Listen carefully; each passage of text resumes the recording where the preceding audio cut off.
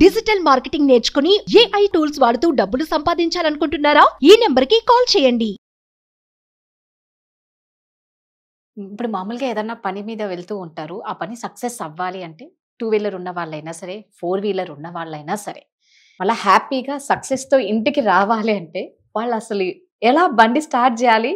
ఎక్కడి నుంచి వాళ్ళు బండిని తిప్పితే వాళ్ళ జీవితం మలుపు తిరుగుతది? Shivom welcome to my home lucky home Vedic Mahavastu and Manisutra.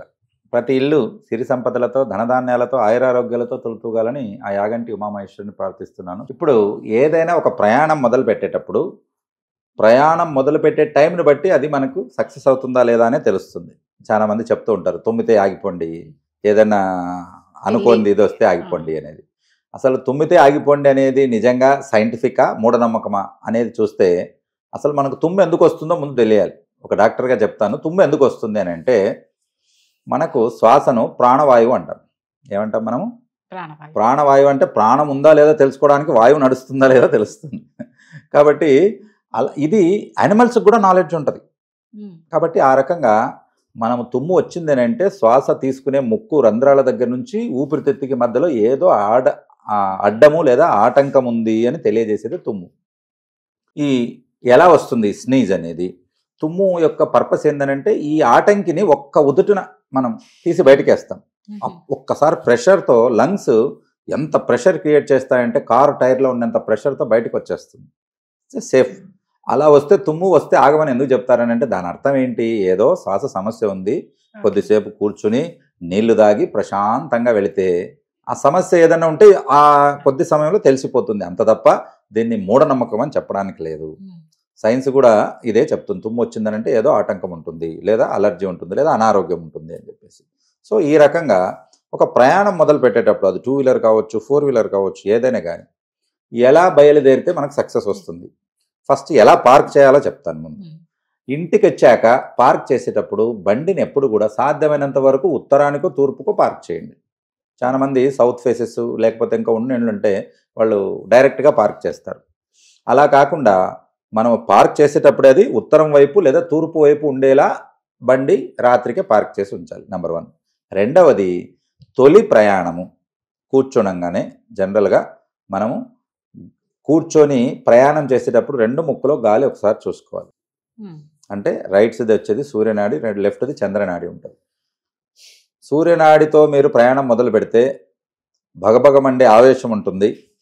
ఎదుటోళ్ళను తగిలించడమో లేకపోతే వాళ్ళతో గొడవ పడడమో జరుగుతుంది. అదే చంద్రనాడి లెఫ్ట్ సైడ్ది బాగా ఓపెన్ అవుతున్నట్టు బయలుదేరితే కూల్గా వెళ్ళి క్షేమంగా వెళ్ళి లాభంగా వస్తారు. అంటే చెక్ చేసుకోవాలి.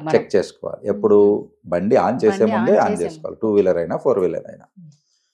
పగలు జరిగే సాధ్యమైనంత వరకు పనులు కొన్ని యుద్ధాలు గొడవలు లాంటివి తప్ప మిగతావన్నీ చంద్రనాడిలోనే జరుగుతాయి. అంటే లెఫ్ట్దే మనకు అవసరం అవుతుంది. అవి ఎలా తెలుస్తుంది అనేది ఒకసారి ఫస్ట్ మీకు చెప్తాను. అసలు మనకు కరోనా వచ్చాక అందరూ షేక్ హ్యాండ్ ఇచ్చేసి నమస్కారం పెట్టడం మొదలు పెట్టారు. అసలు నమస్కారం ఎందుకు పెట్టారో తెలుసా? మన పెద్దలు ఇది తెలుసుకోవడానికే. దగ్గరగా పెట్టేటప్పుడు గాలి చూసుకుంటే ఏ చేతికి ఎక్కువగా తగిలితే ఆ నాడి ఉన్నట్టు లెక్క. కాబట్టి అందుకోసమని నమస్కారం ఇలా చూపించారు. దీంతో ఎన్నో రకాల ఉపయోగాలు ఉన్నాయి. రైట్. ఆ రకంగా మనము బయలుదేరేటప్పుడు చూసుకొని బయలుదేరడం. రెండవది, బండి ఎప్పుడు ఆపినా ఉత్తరం వైపు ఆపమన్నాను, కానీ మీరు పార్క్ చేసి వెనక్కి వెళ్ళాలి. డైరెక్ట్గా రివర్స్ గేర్ వేసుకొని వెళ్ళరాదు. ఏం చేయాలి? ముందు 1 అడుగు లేదా అర్ధ అడుగు, పోనీ ఒక 4 ఇంచులు ముందుకు వెళ్ళి తర్వాత వెళ్ళాలి. అని అంటే ఏదైనా కానీ ఒక పని ముందుకు మనం మొదలు పెట్టాక తర్వాత ఎటైనా వెళ్ళిపోవచ్చు. ఇది మనకి ఏమని సబ్కాన్షియస్గా మైండ్ ఇస్తుందనంటే ఫార్వర్డ్. రివర్స్ బటన్ ఉండదు. రివర్స్ బటన్ వస్తే ఏమవుతుంది? అండ్యూ చేసిందంతా వెనక్కి వచ్చేస్తుంది. కాబట్టి గాలి చూసుకోవడం ఒకటి, రెండవది మనము ముందుకు ప్రయాణం చేయడము అనేది ఒకటి. ఈ 2 చాలా జాగ్రత్తగా మనం చూసుకోవాలి. తర్వాత వెహికల్ మనం వెళ్ళే పని సక్సెస్ అయ్యి రావాలంటే సాధ్యమైనంత వరకు ఓనరు వెహికల్ను క్లీన్ చేసుకోవాలి. ఇది మెయిన్ పద్ధతి. ఒకవేళ అటువంటి పరిస్థితి లేకుండా వేరే వాళ్ళు చేసినా కూడా కనీసం డాష్ బోర్డ్ అన్నా మనం తుడుచుకోవాల్సి ఉంటుంది. అంటే బండి మనకు కలిసి రావాలి అని అంటే దీనికి ఉన్న లాజిక్ ఏంటి అని అంటే, ఏదైతే మనం వర్క్కి వెళ్తున్నాం కదా, ఆ వర్క్ సక్సెస్ అవ్వాలని అంటే ఆటంకాలు రాకుండా ఉండాలి. దానికి వినాయకుడు, విఘ్నేశ్వరుడు అంటాం. విఘ్నము అని అంటే ఆటంకాన్ని తొలగించేవాడు, ఆయన ఆశీస్సులు ఉండాలి. రెండవది శనేశ్వరుడు ఉండాలి. మనం అంటాం చూడు, శనిలా తగులుకున్నాడు బాబు, పని అవ్వట్లేదు అంటాం మనం. అబ్బా పనికి వెళ్తానే శనిలా తగిలాడు, ఇంకా ఈరోజు పని అవ్వదు. అంటే శనీశ్వరుడు ఆశీస్సులు కూడా ఉండాలి. ఆయనకి ఏంటి ఇష్టమో తెలుసా? ఆయనకు మన టేబుల్ మనమే క్లీన్ చేసుకోవాలి, మన బండిని మనమే తుడుచుకోవాలి, మన పనిని మనమే చేసుకుంటే ఆయనకు చాలా హ్యాపీగా ఫీల్ అవుతారు. సో మనము ఆయన ఆశీస్సులు పొందాలి అని అంటే ఈ జాగ్రత్తలు చేసుకోవాలి. చాలామంది చేసుకోగలిగినా కూడా వేరే వాళ్ళతో చేపిస్తారు, పర్లేదు వాళ్ళు చేసినా కూడా మీరు ఒక టిష్యూ పేపర్ తీసుకొని అలా తుడుచుకోండి, అది చాలా మంచి చేస్తుంది. అంటే వెళ్ళే పని సక్సెస్ అవ్వాలని అంటే ఈ జాగ్రత్తలు కంపల్సరీ తీసుకోవాలి. రెండవది, మనము ఏ రోజు మనం వెళ్తున్నామో చూసుకుని ఆ రోజుకు కొన్ని కలర్స్ చెప్తాను, ఆ కలర్స్ వేసుకొని వెళ్ళొచ్చు. ఫర్ ఎగ్జాంపుల్ మండే ఉందనుకోండి, మండే మనకు చంద్రుడికి సంబంధించింది కాబట్టి ఆ రోజు మనం వైట్ కలర్ డ్రెస్ వేసుకొని వెళ్ళాలి. ట్యూస్డే ఉందనుకోండి కుజుడికి సంబంధించింది, ఆ రోజు రెడ్ కలర్ డ్రెస్ వేసుకొని వెళ్ళాలి. తర్వాత వెన్స్డే అని అంటే బుధవారం ఉందనుకోండి, ఆ రోజు గ్రీన్ కలర్ డ్రెస్ వేసుకోవాలి, మెర్క్యూరీకి ఆయనకి గ్రీన్ ప్లానెట్ అన్నట్టు. గురువారం వచ్చిందనుకోండి, ఇది గురువారం అని అంటే జూపిటర్కి సంబంధించింది ఎల్లో కలర్ వేసుకోవాలి.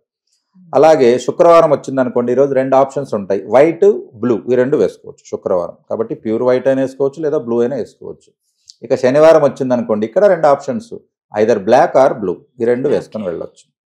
ఆదివారం వచ్చిందనుకోండి, ఆదివారం వచ్చేసి మనకు ఆరెంజ్ రెడ్ కానీ లేదా రెడ్ కానీ వేసుకొని వెళ్ళొచ్చు. రెడ్ అని అంటే మనకు అరుణోదయం అంటాం, దీంట్లో గోల్డెన్ ఎల్లో కలర్ వస్తుంది. సో గోల్డెన్ ఎల్లో కలర్స్ వేసుకున్నట్లయితే అది పర్ఫెక్ట్గా పనిచేస్తుంది, అంటే ఆ రోజు వెళ్ళే పని సక్సెస్ అవుతుంది. ఇలా మనం మల్టిపుల్ కలర్స్ డ్రెస్ వేసుకొని రోజు వెళ్ళాలా అని అంటే, నేను ప్రత్యేకమైన పనికి బయలుదేరినప్పుడు అన్నాను, అది రిజిస్ట్రేషన్ కావచ్చు, ఒక ఫామ్ ఫిలప్ చేసేది కావచ్చు, ఒక వీసా అప్లై చేస్తున్నారు, లేదా ఒక మంచి పెద్ద కార్యక్రమానికి వెళ్తున్నారు, పిల్లల పెళ్లికో పెళ్లి చూపులకో వివాహానికి వెళ్తున్నారు, జాబ్ కోసం ఇంటర్వ్యూకి వెళ్ళిన ప్రత్యేకమైన పరిస్థితుల్లో నేను అవి చెప్పాను. ఒకవేళ అవి ఫాలో కానప్పుడు, మీరు ఇంటర్వ్యూకి వెళ్ళినప్పుడు ఇలాంటి డ్రెస్ వేస్తే ఏదన్నా కోడ్ ఉంటుంది, డ్రెస్ కోడ్, అలాంటప్పుడు ఏం చేయాలి, సింపుల్ కర్చిపులు పెట్టుకొని వెళ్ళొచ్చు. ఆ కలర్ కర్చిప్స్ పెట్టుకోవడం, వాటిని ఒకసారి చూసుకుంటూ వెళ్ళడం. ఏమవుతుంది, ఏ కలర్ను మీరు చూస్తారో ఆ రోజు లెక్క మీకు వస్తుంది. కాబట్టి అదృష్టము అనేది ఎప్పుడు మనం తెచ్చుకోవాలి తప్ప అది వచ్చి మన చేతిలో పడదు. కాబట్టి దేవుడు మనల్ని మట్టిని ఇస్తాడు, ఏ బొమ్మ ఎలా తయారు చేసుకోవాలో మన చేతుల్లో ఉంటుంది, అందుకే మన తలరాత మన చేతుల్లో ఉంటుంది అని చెప్తారు. అంతేగాని అవి రెడీమేడ్ అయ్యి రావు. కాబట్టి అది అలా రెడీమేడ్ అయ్యి ఇస్తే ఇంకా మనిషి ఎందుకు? కాబట్టి భగవంతుడు దారిని మాత్రమే చూపిస్తాడు, సోర్సెస్ మాత్రమే చూపిస్తాడు, వాటితో మనము తయారు చేసుకొని మన లైఫ్ ఇంక్రెడిబిలిటీ చేసుకోవాల్సిన బాధ్యత ధర్మం మన చేతిలో ఉంది. సో భగవంతుడు అన్ని ఇచ్చాడు, దాన్ని ఎలా యూజ్ చేసుకోవాలో మనకు తెలియక ఫెయిల్యూర్స్ ఎక్కువ అయిపోతుంది. Super, thank you. Shivo. Suman టీవీలో మీ పర్సనల్ అండ్ బిజినెస్ ప్రమోషన్స్ కోసం కింది నెంబర్కి కాంటాక్ట్ చేయండి.